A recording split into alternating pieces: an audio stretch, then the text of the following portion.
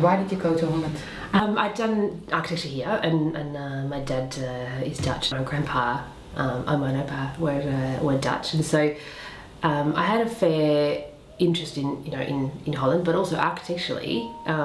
Holland was getting really, still is one of the greatest places in the world to work as an architect. And so I actually had a Dutch passport as well and an Australian passport, and so for personal and professional reasons there was sort of all sorts of good reasons to go there. So after uni I worked here for about a year to earn some money, and then trekked overseas, and the plan was to go for a year or two and go to Holland, have a look, travel around Europe and come back to Australia and settle down and get a job. But I ended up getting a job with the old Hortemarker in Holland instead of a job in a pub. I ended up getting a job, and I didn't speak any Dutch then, and actually they said, look, great, come and work for 3 months with the interior designer. She's very busy, you don't need to speak a lot of Dutch to do interior design. Come and, just help her do drawings and, colouring things and, whatever. So, okay, great, being however old, I don't know, 25, went, yeah, fantastic, okay, great, I'll come and do that for 3 months and see what happened. When Dad lived there, probably been 5 years before, I'd been over to visit him and met a girl. She said, look, why don't you have a look at a student house? She's like, I know you've finished, but lots of people still live in them after, they're finished. 5 years. Yeah. So I met, a core house and, learned a whole lot about Dutch society in sort of those couple of weeks about how that all fits together. So anyway, moved to this student house with 12 other people, and just loved it. Loved the house, loved the job.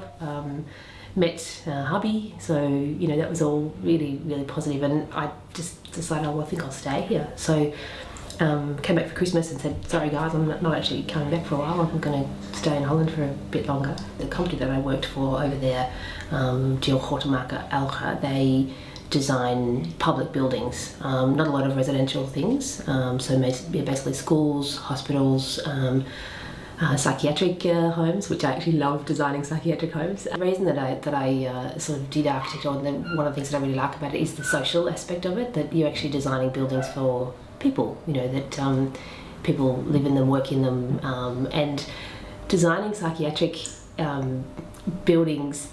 Psychiatric patients are sort of on the edge, they're mentally on the edge of a normal person, if you like, and so they have very extreme reactions to things. So they have extreme reactions to things like daylight, and which I think is very important to have daylight in buildings anyway. But they react, much more strongly to daylight and greenery and views and space, and they have very extreme reactions to those sorts of things. And so that interaction between people and the building is what I really like, and that sort of is very defined with the psychiatric patients. It was a centre for specialistic psychotherapy, so it was actually a centre for pretty much teenage girls, actually, anorexia and personality disorders in Utrecht. So again, Terug naar Utrecht I think is the book. And again, great, beautiful, environment. But so the building was great. It was sort of like had a one side was the city side, and then the garden side went to the forest. And so again, there was the green slope roofs going down into the forest, and the gardens were on that side. And again, the reactions from that have been really positive. That they find the views and the light coming in from the forest really peaceful and helpful, and that people are getting better in the building, which is really nice. Oh, because of the architecture. Yeah, which is that's what I love. That's just what makes me do it, I suppose. That's where the sort of driving force comes from. And again, another one in Veronica for acutely disturbed psychiatric patients. We designed they'd come out of a very old, typical old psychiatric ward, long corridors, dark, big old building, and we designed a building that had a winter garden in the middle of it that was Gus.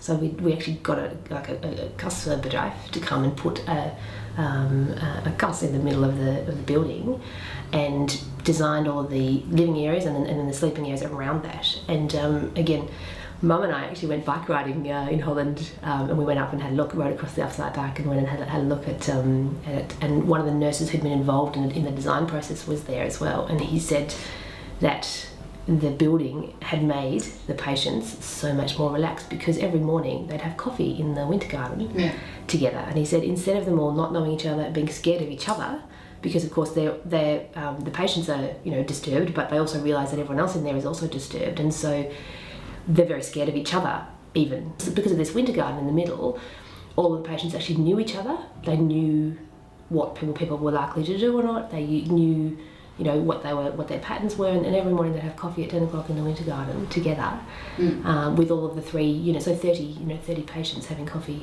together every morning. And he just said it's just changed everyone's life. The staff feel more safe, the patients feel more safe. It's just a really that's the sort of stuff that's just great.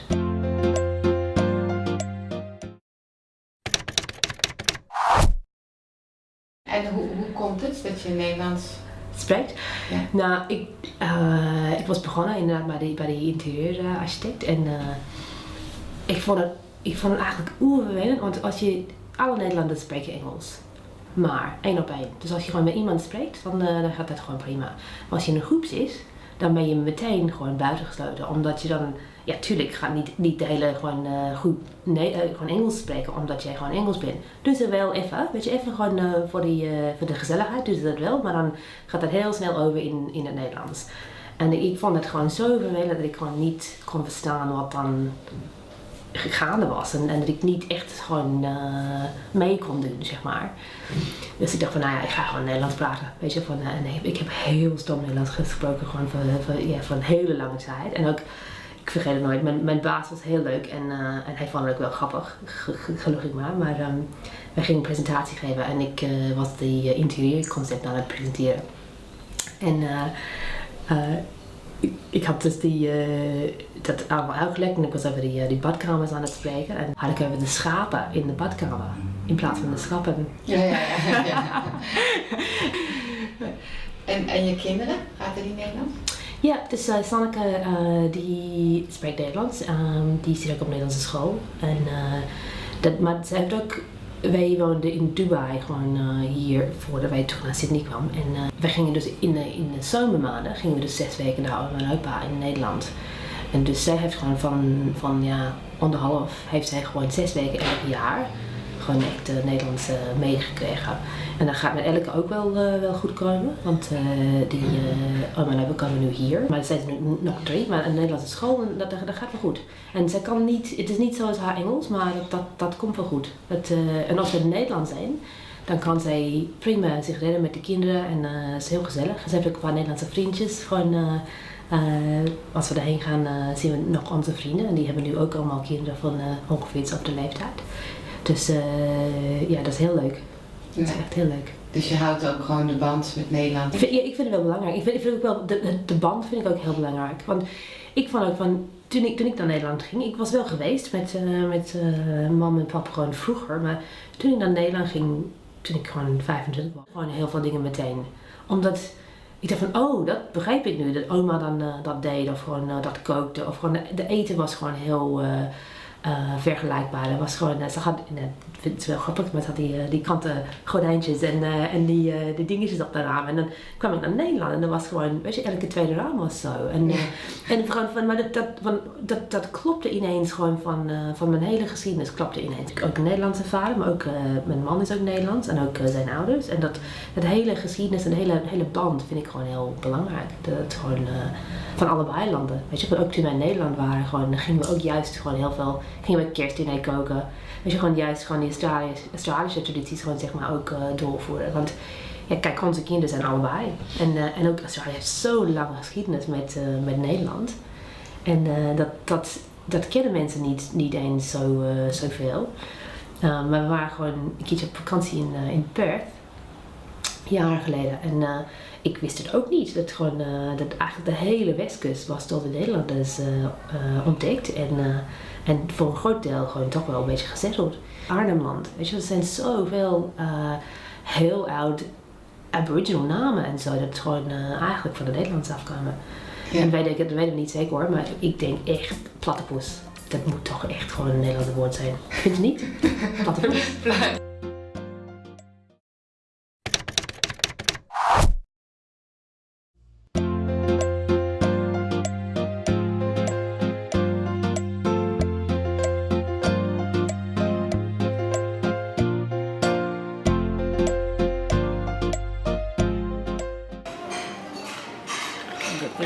baby. Very, very old.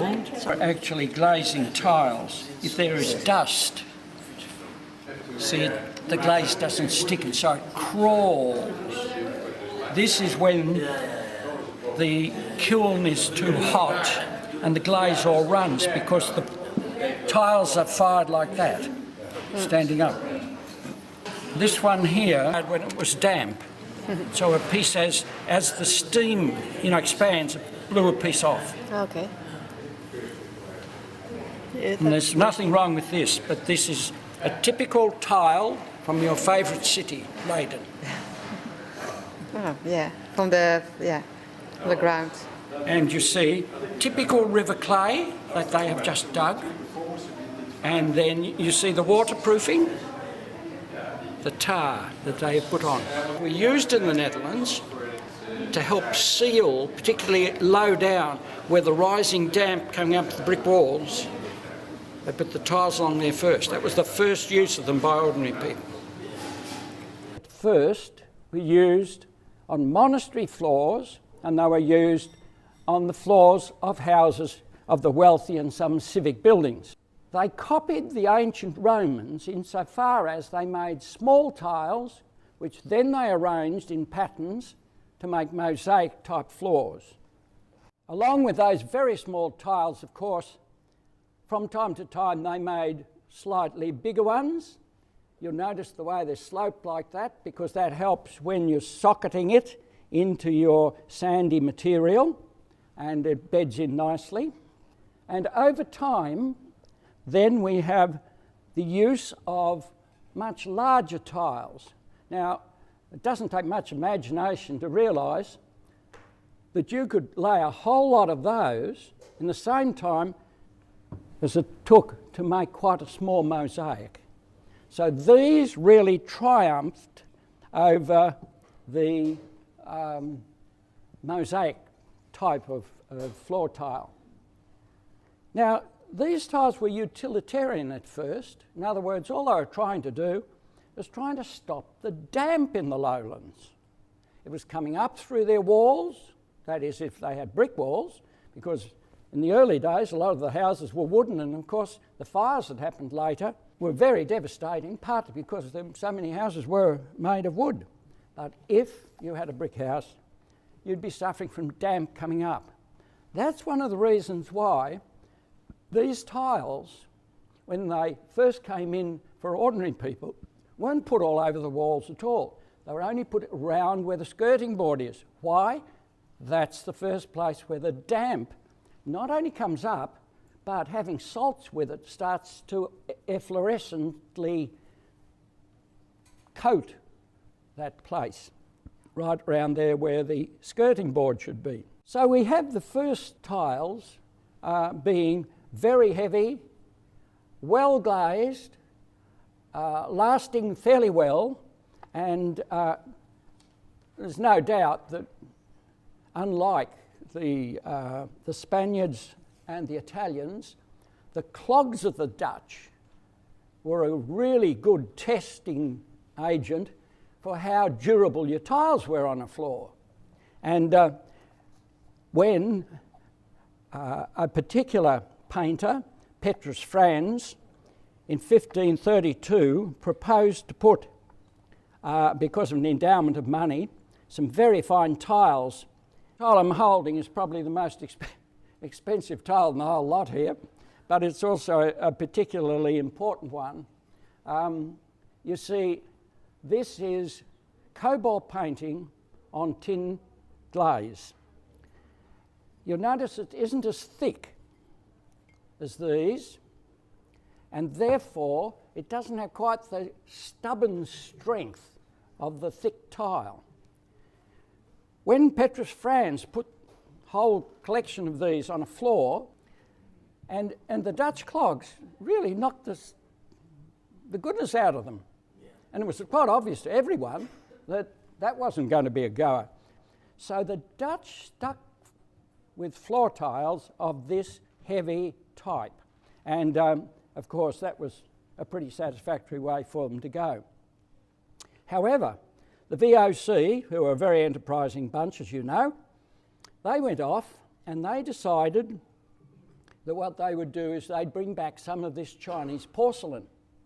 Now, when the Chinese porcelain came back, it was light, it was thin, it was tough as tough, and it really took the Netherlands by storm. The painters and tile makers in Delft, however, weren't to be beaten at the game by this sort of stuff, and so they decided what they would do is they would begin to make an imitation of it.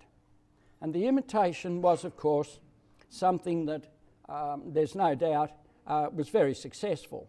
So much so that after a period of years, in fact even today, if you show somebody a tile like this, they'll say, "Oh, that's Delftware, isn't it?" Why?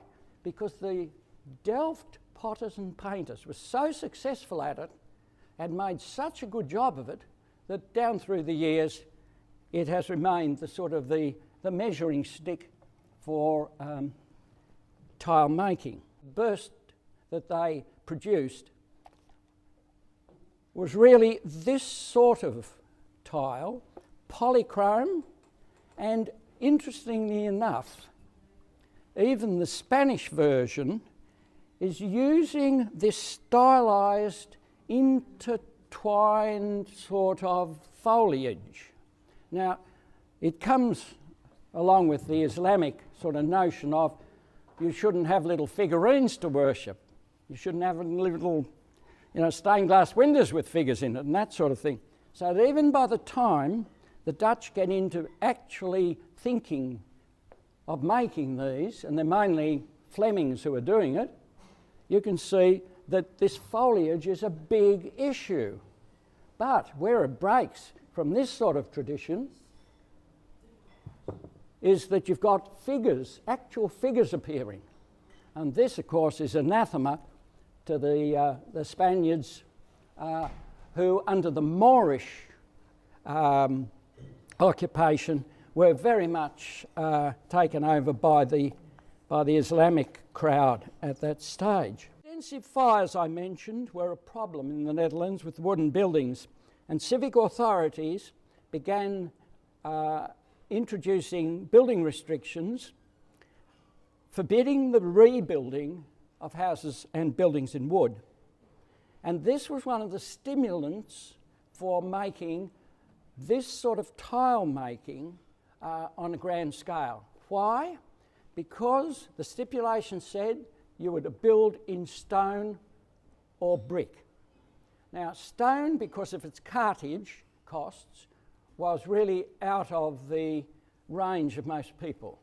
A lot of public buildings were built in stone, but it's why Peterskerk and other, massive churches like those in Holland, Hoflandse and places like that, it's why they were built in brick.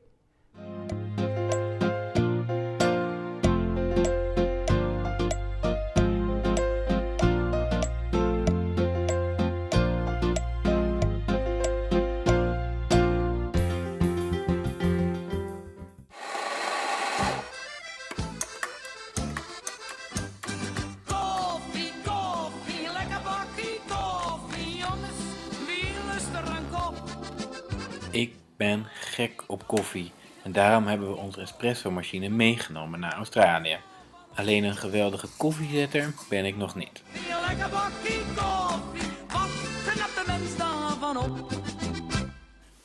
Ja, het is niet veel die koffiezetkunsten van mij. Het ziet er niet echt heel erg lekker uit, maar ja, het is niet zo heel erg, want ik hoef helemaal niet hier te zitten. Ik kan namelijk ook gewoon hier een koffietje drinken. Of hier. Of hier. Of hier. Kijk eens, dat is het betere werk. En dan hebben we het nog niet eens over de smaak. Verrukkelijk. Melbourne is voor koffieliefhebbers zoals ik hemels.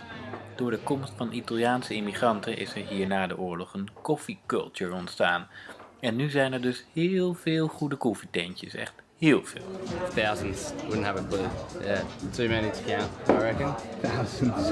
Yeah. There'd be a new cafe opening every week. You're going to run a cafe in Melbourne. You've got bad coffee, no one's going to come. So the coffee's more important than the food. I'd say the coffee would be. Yeah, it's sort of it's your foundation. Everyone's just really passionate. Everyone really loves a good cup of coffee. Everyone's just trying to push each other a little bit further, trying to be the best that you can be. And still, you can make a good living. Yeah, there's a lot of people in Melbourne that like to drink coffee, so yeah. This is how the Dutch do it. De Nederlandse koffiecultuur is anders. Wij hebben de gewoonte de koffie vooral thuis te drinken. Tegenwoordig is het misschien wel anders, maar als je met iemand een kopje koffie gaat drinken, betekent dat ook dat je bij iemand op visite gaat. Op de koffie, zeggen we ook. Koffie krijg je dus meestal geserveerd in een keurig servies. De kopjes moet je wel goed voldoen, geen Haagse bakjes graag. En Nederlanders willen ook graag iets bij de koffie eten. Volgens de traditie komt dat uit een koektrommel. Je mag er dan 1 koekje uitkiezen en daarna gaat de deksel er weer op. Ja, wie Hollanders bent zuinig. In Melbourne kunnen ze nogal gewichtig doen over koffie. Hoe ze hier bijvoorbeeld praten over koffiebonen. Het lijkt wel of dat ze het over wijn hebben.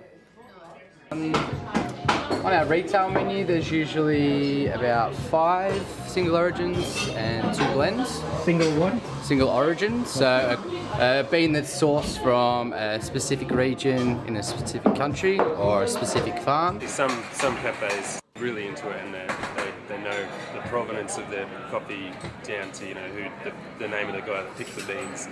This Kenyan is particularly really juicy and fruity, big blackcurrant flavour, really nice crisp lemon-like acidity, whereas this Colombian will be a lot more floral, very delicate, kind of like red jelly and caramel sweetness to it. This is how the Dutch do it. In Nederland doen we niet zo ingewikkeld. Generaties lang maakten we daarom eenvoudige filterkoffie.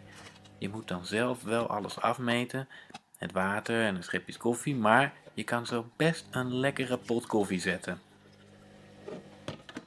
Toch zijn we zo'n 10 jaar geleden massaal deze koffiepads gaan gebruiken in onze Senseo-machines.